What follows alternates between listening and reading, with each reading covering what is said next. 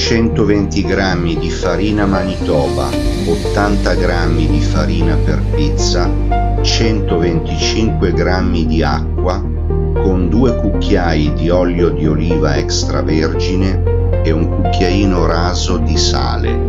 Preparo l'impasto.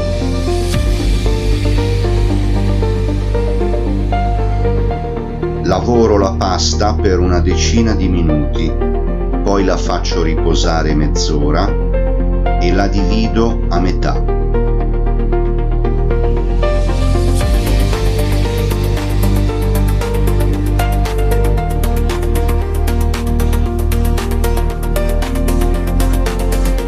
Stendo la prima parte dell'impasto per ottenere una sfoglia molto sottile, dove si riesca ad intravedere la luce di una lampadina attraverso la pasta.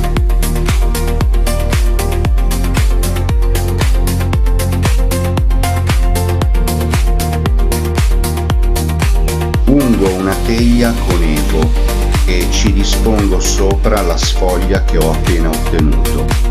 Poi prendo 300 g di crescenza e inizio a distribuire il formaggio sulla superficie.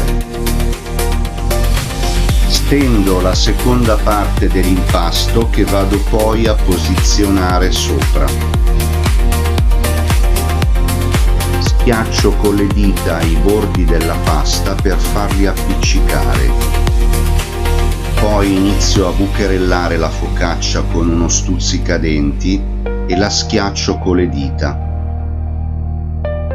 Rifilo i bordi della focaccia, poi aggiungo un filo di extravergine con una generosa spruzzata di acqua e del sale.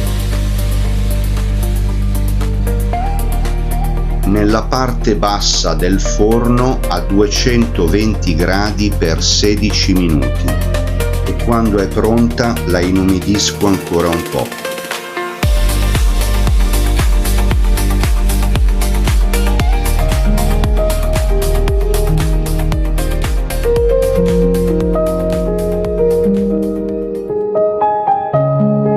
Focaccia di Recco, IGP, ricetta originale.